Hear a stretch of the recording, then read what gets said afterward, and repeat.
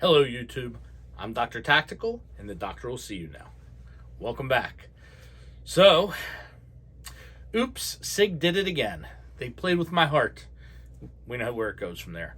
I'm actually here to tell you a story really about the newest Sig, but really this is actually a story of the three little Sigs. And we'll start with this little Sig, who when it came to market, it blew everybody's freaking mind.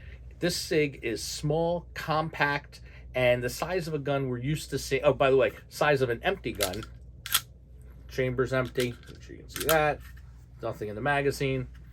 Anyway, this gun is capable with a flush magazine of holding 11 rounds, and it really tucks away nicely. This is a nice, small, compact gun, and really changed everything. How it got that many rounds into a magazine that size that we're used to seeing maybe 6 to 7 rounds in is just black magic of some sort. But nonetheless, extremely impressive. So the P365, when it came to market, it made a big sound. It was heard all around. And as people got more used to it, this little Siggy is really closer to home. It's more what we're used to in a single stacked, fairly narrow, empty 9mm, but it is not a single stack. So again, we're getting 12 rounds with a flush magazine on this. We're getting a slightly longer slightly longer barrel and slightly larger full grip that lets you really get your fingers around here. And you get a longer sight radius, but that doesn't matter if you put a red dot on it. But this is a really nice carry gun. I wouldn't want to pocket this one. I would consider, with effort, pocketing the 365, but this is the 365 XL, and it's a great carry gun. So you think Sig would rest, but no. This little piggy screamed, I'm a little P320 with a pseudo comp on me. And that's kind of what it is. This is an interesting size. It's similar, very similar to the XL. The grip is a little bit longer and a hair wider. But did I mention that the flush magazine for this holds 17 rounds? So that's pretty darn impressive, and it's cut for an optic. Let's take a look at this. Okay, no, I'm not sponsored by Manticore Arms. I happen to use this because it's not black, since we're using black guns. And they gave it to me when I bought some, I don't even remember what I bought, something for the Tavor, I think. Anyway, here, we'll change it for today. All right. No, I'm not sponsored by Sig. Well, I guess I am sort of. Sig and I have an agreement that if I pay full price for any of their items, whether it's clothing or firearms or red dots or ammo, I'm allowed to use it. So there you go. So that's our agreement at the moment. Anyway, I have the same agreement with Lululemon, Nike, Fila, HK, etc. Oh, and Staccato, can't forget them. All right, moving right along. Let's take a look at the P365X Comp. So now, as I mentioned, this comes with a 17-round magazine. So look at that. Notice I mentioned it had a pseudo comp. What did I mean by that? Well, I'm going to explain it. Let's break it down and look at this gun. I'll move my sponsorship sticker out of the way here. That's how much they respect me and sponsor me. They give me stickers when I get guns too. Well, not Walther, but Sig does. All right, let's take a look. Pull back. Bring this down. All right. So this is the X Comp, And for comparison purposes, since size is sort of similar, this is the P365XL.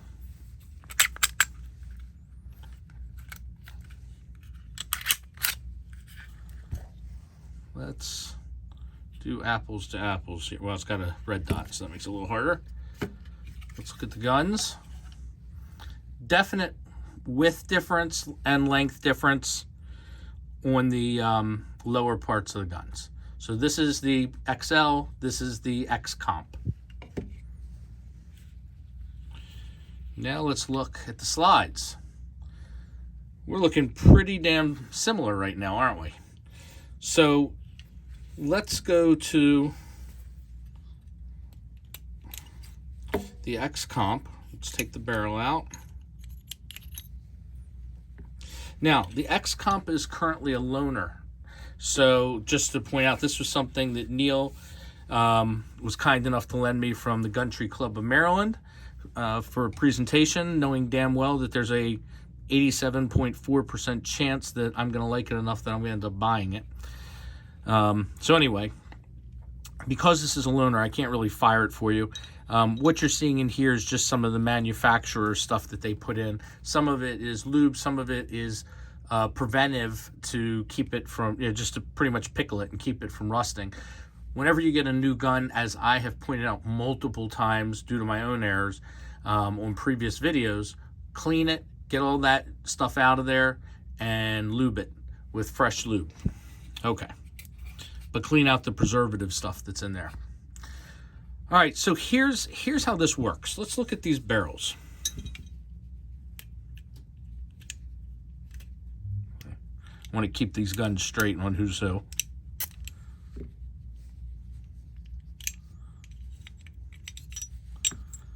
All right. I see how this is going, so I'm going to pause this for a quick sec. Okay, so clearly the new gun is clean. The older XL here that I have been shooting has not been cleaned recently. So we can't let Dr. Tactical's hands get dirty here, right? All right, so back to the slides. The slides are very similar. I would say basically the same as far as length. Width, they're pretty much the same as well. All right, I'm going to move this out of the way. Now,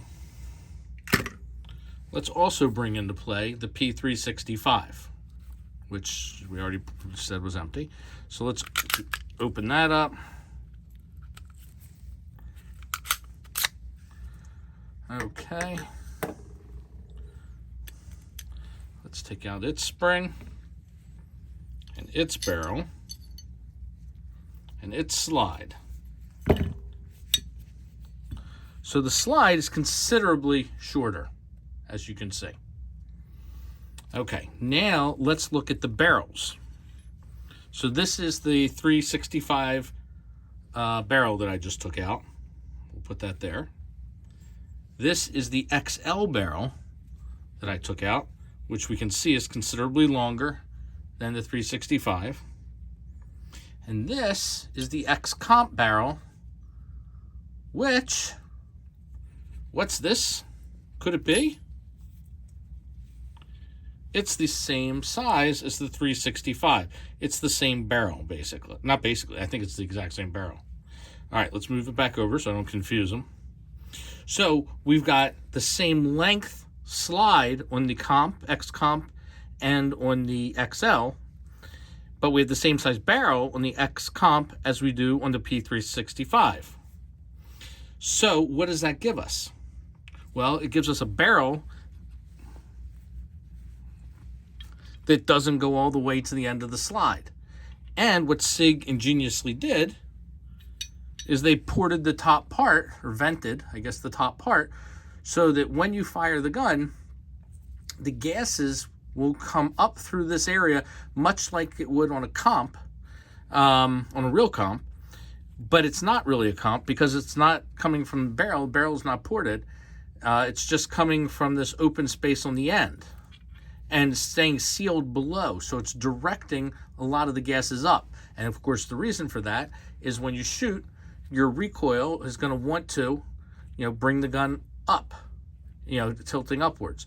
And if the gases are pushing it down, that's going to offset the need for the gun to go up, so you can shoot much more level. And that is the purpose of this. Now, because this gun is a loaner, I can't remember if I said this before or not, I won't be firing it. So we're just gonna, now if I do end up buying it and firing it, I will tell you my opinion on how it shoots. But it's just a very interesting, very ingenious design. Now, here's something really interesting. Here's the X comp. Here is the XL body. All right. Now, the XL body, if we take the X comp and we put let's put the barrel back in. Let's put the spring back in.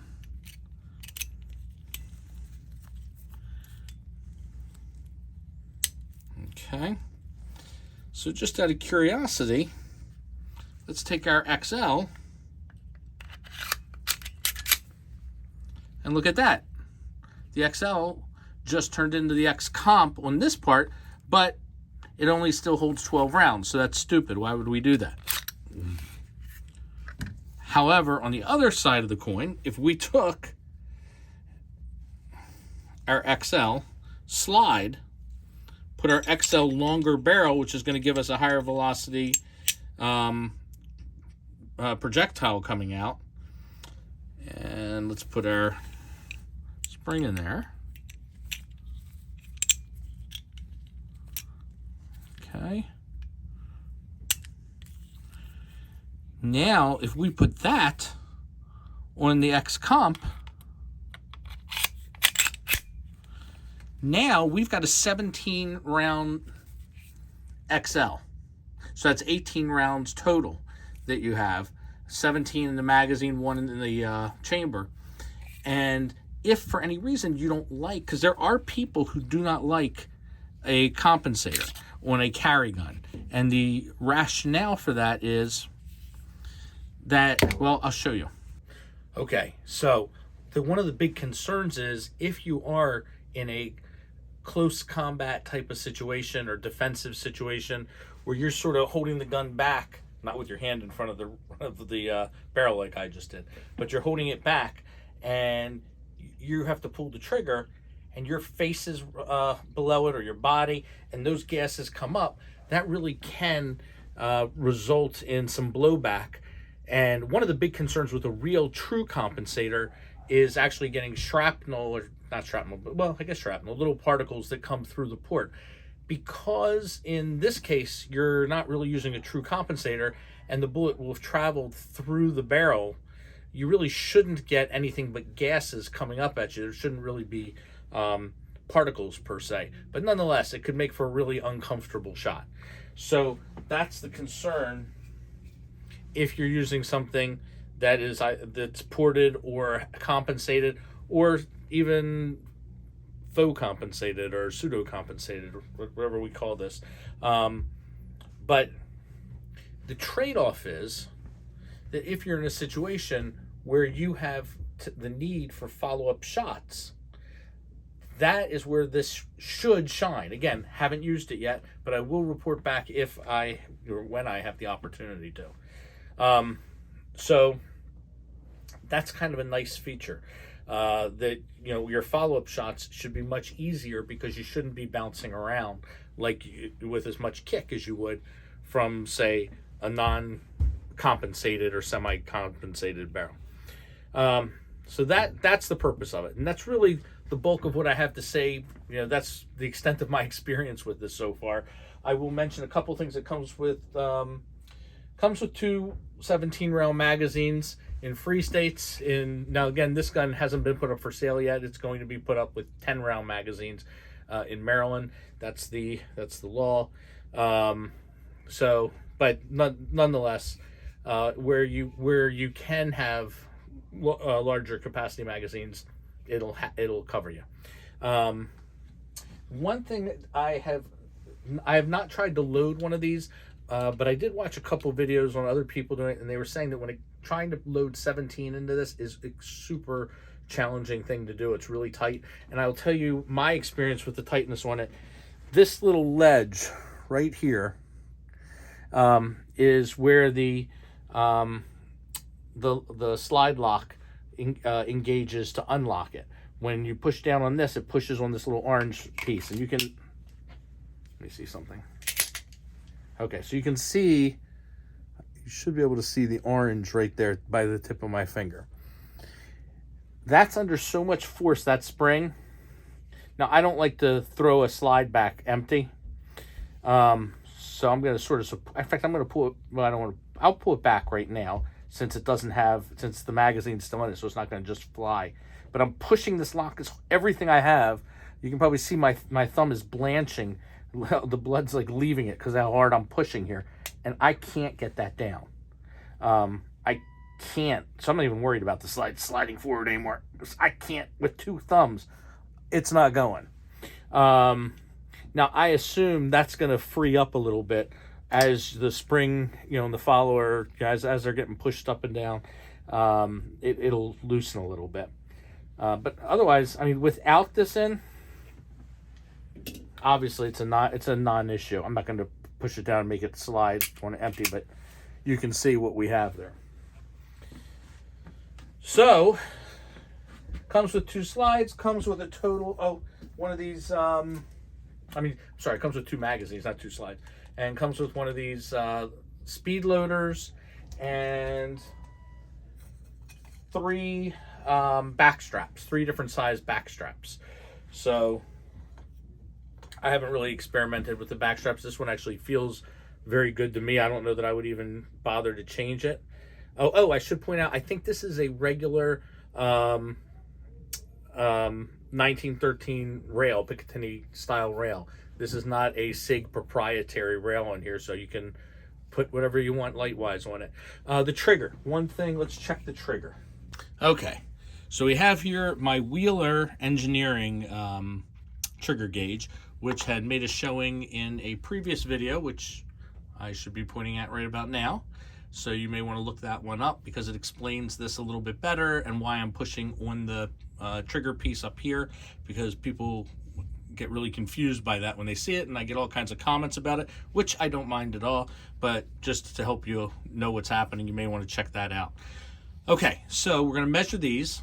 And speaking of comments, by the way, please keep things coming. I really appreciate people subscribing. It helps. I'm trying to get to that point where all that YouTube money's pouring in. I was hoping by the end of the year to hit 100,000, and I'm only 999,000 and like 400 off. So or 450 off. Anyway, let's get this going. Okay, so back to the guns at hand. So the X-Comp has a very, very similar trigger, and possibly the same as the XL. I haven't really experimented with them. And then, of course, we have the P365, which has a curved bow. But otherwise, I think the trigger is similar. But let's find out. So we're going to start with the 365. And I'm going to do this left-handed, so you'll have to bear with me because I think it shows better this way. All right, put that on there. We'll do 3 pulls. All right, that one was 6 pounds, 10.2 ounces. All right, I've learned that I have to cock it again to get another reading. Okay. And that reads 6 pounds, 8.7 ounces. And we'll do one more just for thoroughness.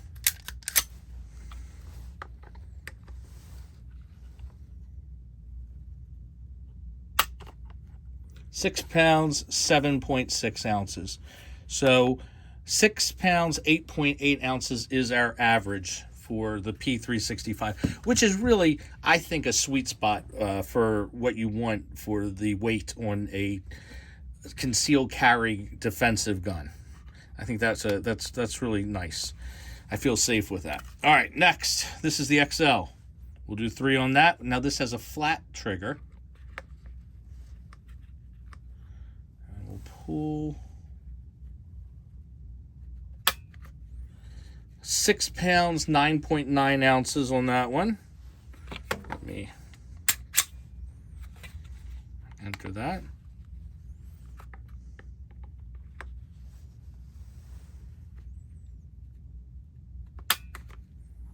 Okay, 6 pounds, 4.3 ounces. Let's get one more on that one, just to be thorough.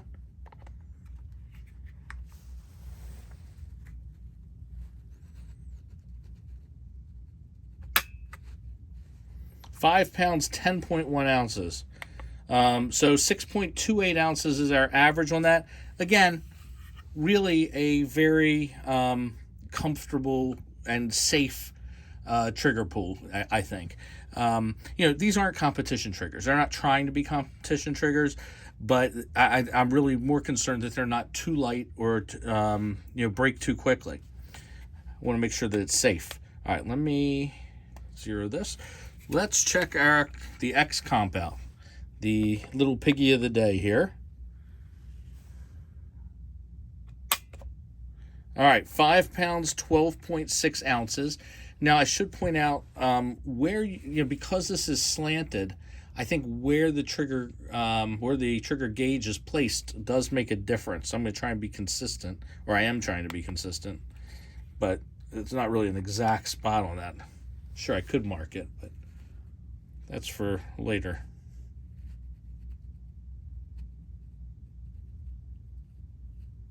Oh, okay. So apparently, I forgot you do need to rack it before going again.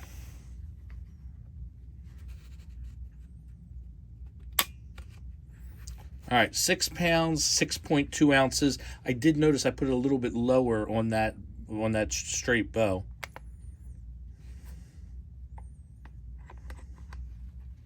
Let's rack.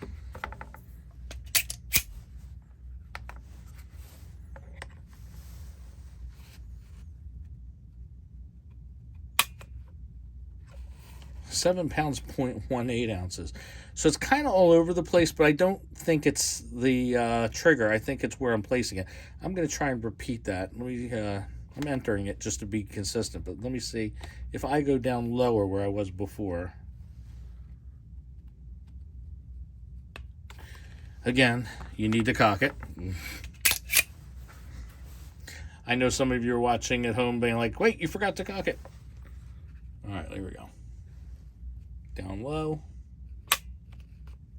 5.57. Okay, it's really a positional thing. So the average right now is 6.26. But again, it gives you an idea. I think that these two triggers are the same trigger. I don't know that, but they feel very similar to me. Now, the reset.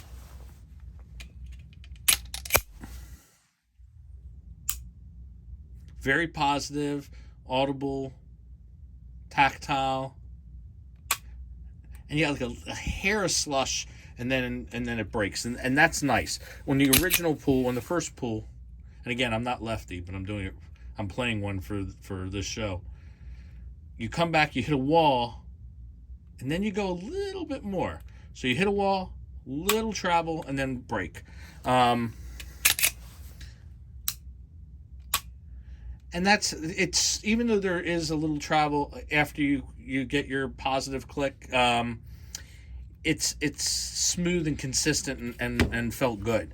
Let me just see something. All right, exact same situation here where it went back to the wall, then a little bit of movement, then break. Here, coming back, positive, audible, tactile, a little movement, and a break. So that I do suspect these are the same, and just for fun, exact same thing though, goes to a wall. I wonder if this is if the only difference here really is the curved bow, because it goes back, got a little travel. Okay, good. Very similar. Unfortunately for these, I shoot a lot of hammer fired, and striker fire is just not, it's not the same. But again, this isn't these aren't competition guns. These are defensive guns, and I think these are excellent for what the category that they're trying to be in for concealment. I do want to point out they're supposed to, I was told that they fit in all the same holsters, and just real briefly, this is a Harriet holster, which is nice. I don't love it, only because it's so short in this area. It tends to come out, but I think that may be more of an issue with my obesity than it is with the holster, because the holster does seem to be very well made, and I could see where it if there wasn't something pushing very hard up here, it wouldn't. That's my problem, is more printing with it. All right, that fit fine. The XL fits fine in that. Now, I don't want to cause wear on a new gun here that's a loaner, so I'm going to be very cautious with this. Not quite. And I'm not going to push harder for exactly the reason I said. Now, I will tell you, I tried this on all three of these on this setup here, which I don't even remember who makes it, to be honest, and there's no markings to indicate it. It's a great holster. The problem is that I actually had to I loosened the tension screws to get the X comp into it, and that did not that made it difficult then to get out. I had to loosen them even more to take it out, because again, I have to baby it because it's not my gun and I don't want to mark it up. But they didn't fit exactly the same. So it's not a complete compatibility crossover. Don't assume it. This is, I think Urban Carry makes this. I don't love this holster. I accidentally ordered the one that didn't have a optics cutout on it, and it came up higher, and the gun seated lower, and it hid better. Again, this could also be my spare tire pushing it out, but because of how high up this sits, it tends to print pretty badly. And I love the idea of a leather holster that has a little, I don't know if it's Kydex, but some plastic little thing that does engage the trigger guard. Now, interestingly, that's the XL on that. Interestingly, the X comp fits in here. Actually, I take it back. It's not so interesting. It doesn't fit at all. And it makes sense because that uses the front trigger guard, which is considerably thicker on the X comp than it is on the other. So you can't use that holster well. You can make it happen, but you can't use it well for that one. All right, YouTube. Thank you for listening. That's my 2 cents on this. Please do hit that subscribe button. It helps that YouTube money come pouring into me so I can buy more toys like that Wheeler trigger gauge. Anyway, am I going to buy this? Probably. Do I need it? No. But, 17 rounds in a little gun like this, being able to conceal, and it really does, it's a nice handful. It feels good. It really does feel like a little P320. And it sort of looks like a little P320 as well. But it's considerably thinner. And that's really with the P320 where the concealing becomes an issue, because that thickness can be challenging. Anyway, that's all I got for now. And I really appreciate you guys watching. I'm Dr. Tactical. Dr. Tactical, out.